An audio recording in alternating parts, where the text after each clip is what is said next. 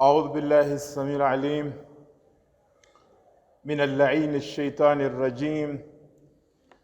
بفضل الله بسم الله الرحمن الرحيم. الحمد لله رب العالمين.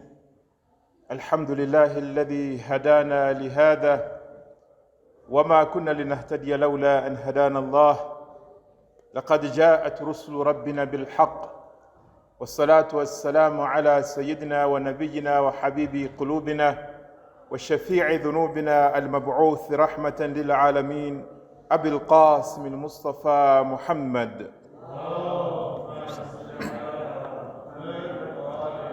صلى الله عليه وعلى أهل بيته الطيبين الطاهرين المعصومين، لا سيما بقية الله في الأراضين، أرواحنا لتراب مقدمه الفداء.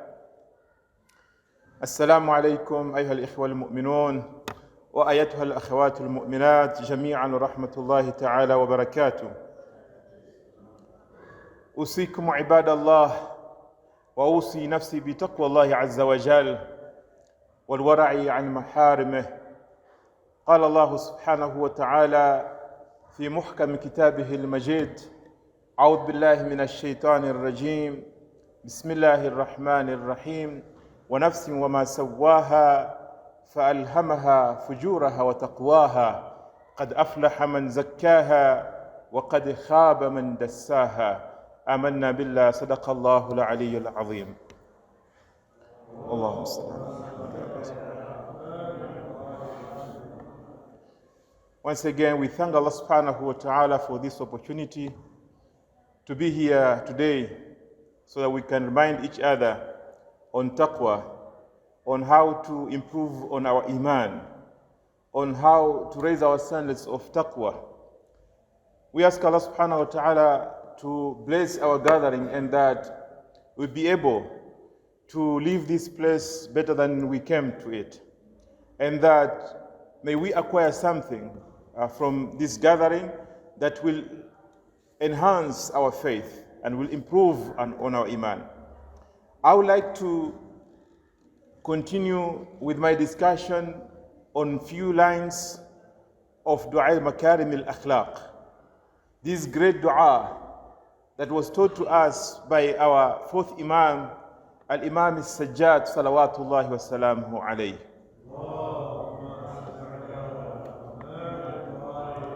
And I began this sermon with verses of Surah al-Shams, where Allah subhanahu wa ta'ala points to a very important issue that we must pay attention to. So Allah subhanahu wa ta'ala says, by the nafs and how it has been made, how it has been created, and says that every nafs, every soul is endowed with the potential of being good or bad.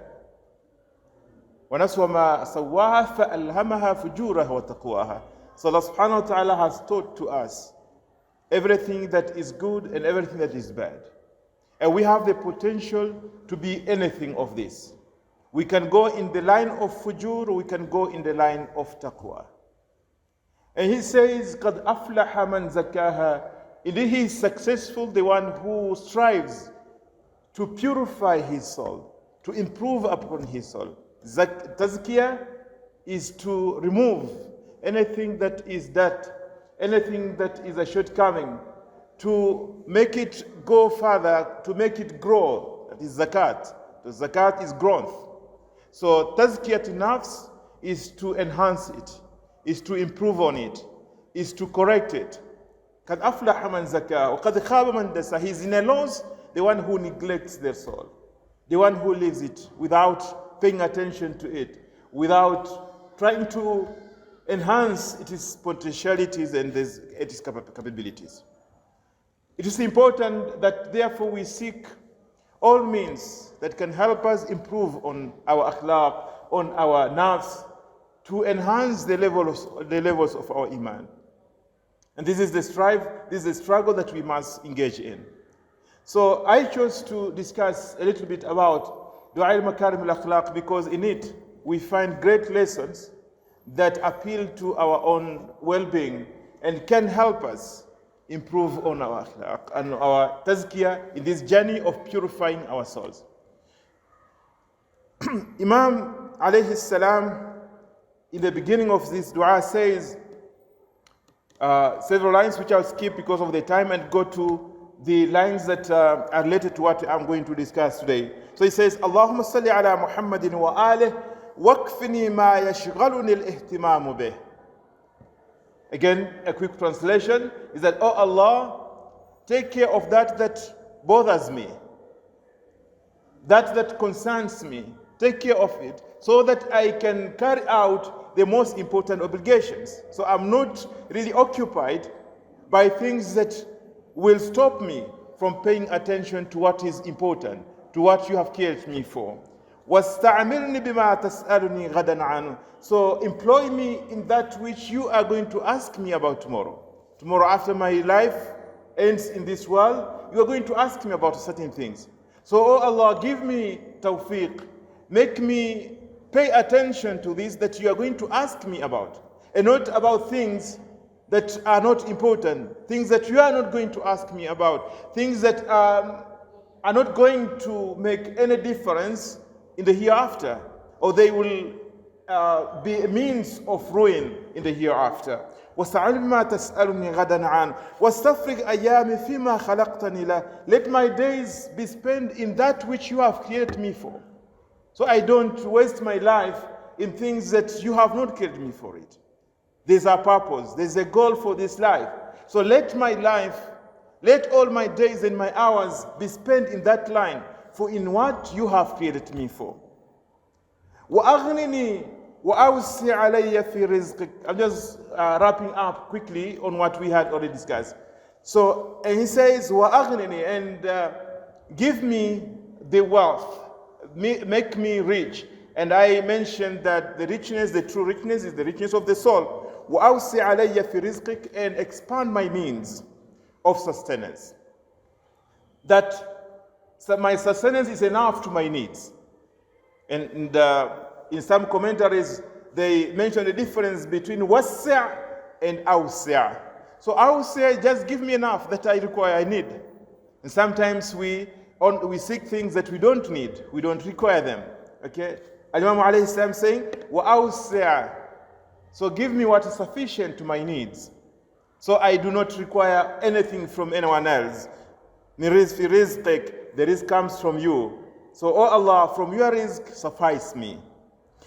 وَلَا تَفْتِنِّ بِنَظَرٍ. At the same time, I ask you, oh Allah, that I be grateful.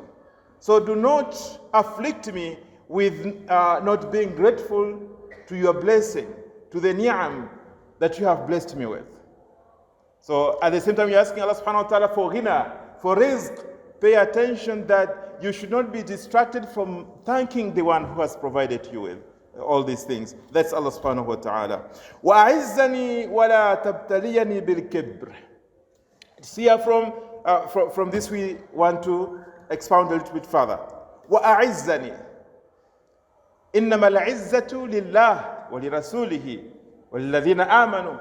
Al-Izzah is the respect. Al-Izzah is the honor that belongs to a mu'min. Allah subhanahu wa ta'ala has declared in the whole Quran that the honor, the respect, azama, belongs to him and to the messenger and to those who have faith. So al-mu'min aziz, a mu'min, a believer, is respected, is honored, has got value in the eyes of Allah subhanahu wa ta'ala. He's not someone to be humiliated. There's no humiliation to a mu'min. Allah subhanahu wa ta'ala has raised his status. And a mu'min is supposed to be aziz, therefore. Imam Hussein alayhi salam,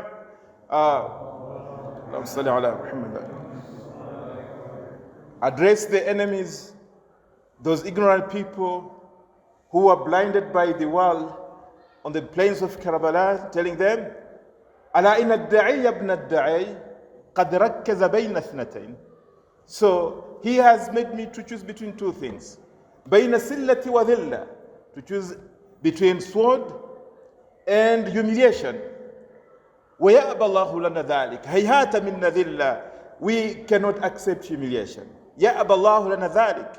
Allah does not accept it from us to humiliate ourselves, to lower ourselves by accepting someone who is going against the laws of Allah subhanahu wa ta'ala. Ya Allahu lana dhalik wa rasuluhu wal mu'minun, to the end of it. This is izzah, that a person maintain his dignity, his integrity in the eyes of Allah subhanahu wa ta'ala. Imam is asking Allah subhanahu wa ta'ala in this dua for two things. So he's saying, وَأَعِزَّنِي, make me honored, be respected, that I maintain my dignity, I'm not humiliated. But at the same time, وَلَا تَبْتَلِيَنِي بِالْكِبْرِ, do not afflict me with this other trait, and that is al-kibr. Al-kibr is the pride. That do not make me feel that I'm better than others, that I am above others. Okay, to have this feeling of pride. You know what it is? Okay, al-kibr. Because this is a trait that leads to the destruction of a human being, destroys him. As it destroyed Iblis, alayhi la'inullah, when he felt that he was better than Adam alayhi salam. You created from clay and you created me from fire. How can I prostrate in front of him? Al-kibr. Okay? When a person develops self-admiration and feels that he is better than others, he is practicing al-kibr. So it is very possible that while a person is asking for izzah, for respect and honor, he could end up with kibr. And there could be a confusion between izzah and kibr sometimes. In some instances, a person may think that he is practicing al-izzah, but then in the reality, he's doing al-kibr. And there are examples. When a person does not accept the truth, he is actually arrogant. It's not that he is honorable. He has that respect in himself. Sometimes we are forced to acknowledge the truth from people who are lower than us in status, in knowledge sometimes. Okay, they point out something, but if a person has not purified himself well, he will not accept it from him. Just because it has come from the student or it has become from a layman, because this idea is will bring him down from his status and all that. So he cannot be accepted to be corrected. So that is not izzah, that is kibr. And sometimes one may be required to seek certain things from believers or from other people. Seek support, for example.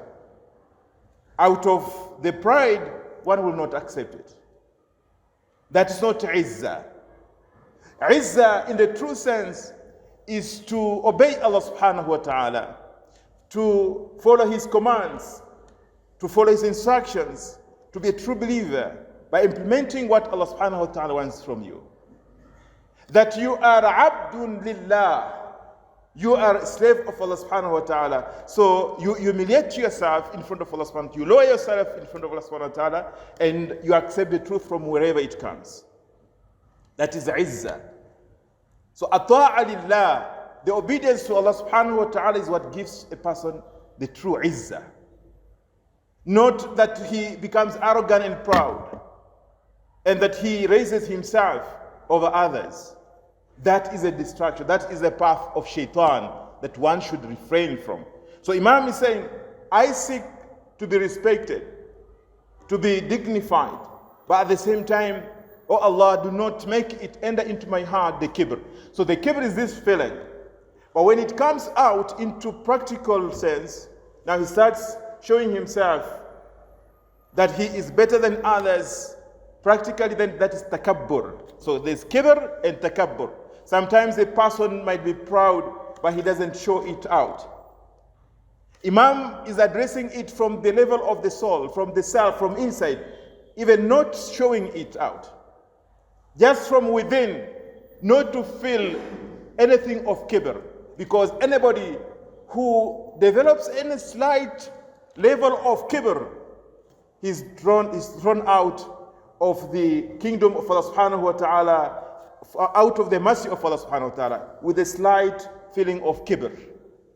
So a person needs to pay attention to that, and that he always feels he's a servant of Allah subhanahu wa ta'ala. In a dua he says, Allahumma aghnini bil iftiqar ilayk, wa la tafkurni bil istighna ank. So Allah subhanahu wa ta'ala, give me the richness, the izzah, by maintaining my needness to you, that I am in need of you.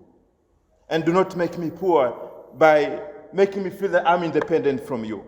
In one of the most beautiful sayings from Amir al-Mu'mineen salawatullahi wa salamu alayhi,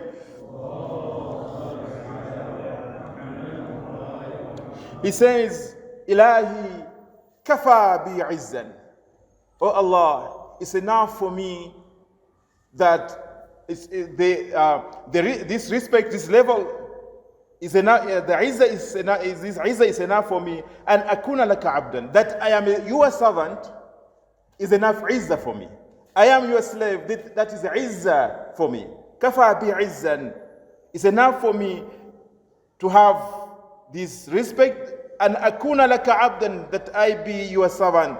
Wa kafa bi fakhran, is enough for me to feel some pride in me, and takuna li rabba, that you are my Lord. So if anything calls for pride, is that you have a Lord who is Allah subhanahu wa ta'ala. If anything calls for izzah, it's because you are a servant of Allah subhanahu wa ta'ala. That is from Amir al-Mu'minin alayhi salam. Therefore, this is what we seek. And this is the lesson that we learn from this dua, this line that Imam alayhi salam teaches us from Dua Makarim al-Akhlaq. Then he goes on saying, just going a bit fast, he says, wa'abidni. So he's asking Allah subhanahu wa ta'ala that he makes him to be his true slave. wa'abidni wala tabtaliyani wala tufsid ibadati bil ujub. This is another line. And that, oh Allah, make me to be a true slave. A person may ask, all of us are the creation of Allah subhanahu wa ta'ala. So why Imam is saying that wa'abidni? We are all at the end, his creation, we are all his slaves and servants. But the answer is this, that we are slaves of Allah subhanahu wa ta'ala by creation. But we have been tested whether we will submit ourselves in our own world to Allah subhanahu wa ta'ala and accept to be his slaves, to his servants or not. So to be slaves of Allah subhanahu wa ta'ala, to be servants of Allah subhanahu wa ta'ala, is for us to humble ourselves in humility and accept that we are nothing but the slaves of Allah subhanahu wa ta'ala. So Imam is saying, wa'abidni. So cause me to be your true servant, your true slave. To accept you as my master. And this is something that has a speciality in it. There's a connection in it. Like you become close to Allah subhanahu wa ta'ala in that sense, that you are a true servant of Allah subhanahu wa ta'ala. Sometimes, if a person is serving a certain personality, he is a servant of so-and-so, he's working in the office of the president, for example. He finds pride in that he is working in this great office. If he becomes personal assistant of the president, wow, he feels like he's above everybody. He's like the president himself. Here, Imam is asking us, he's asking Allah subhanahu wa ta'ala, cause me to be your true servant. Someone that unreservedly submits to Allah subhanahu wa ta'ala.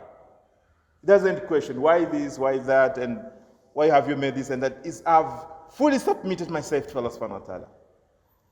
I worship him, fully. I humble myself in front of Allah subhanahu wa ta'ala fully. There's no separation between all my actions.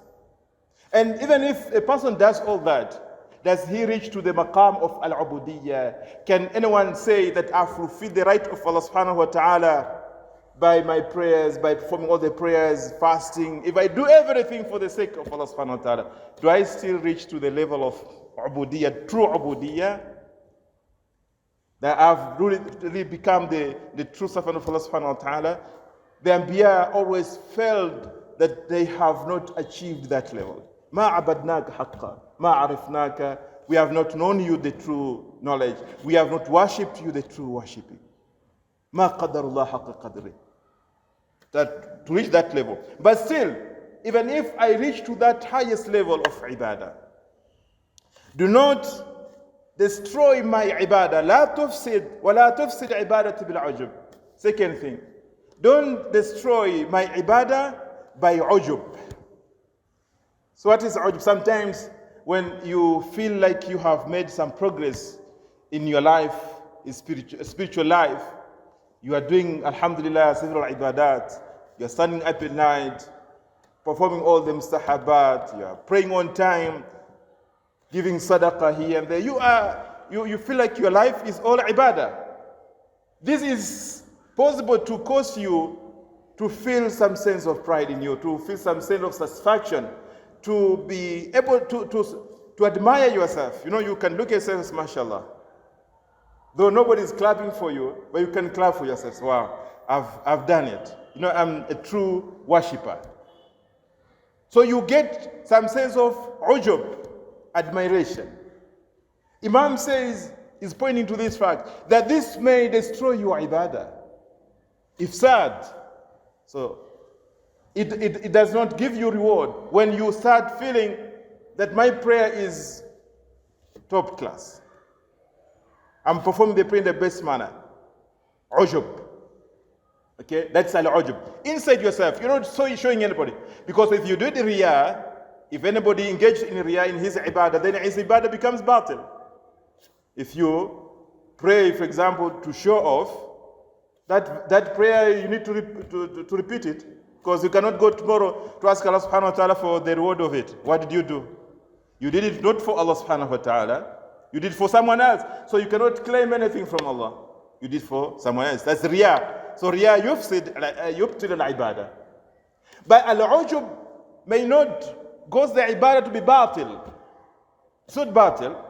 Still, you are considered to have performed your duty.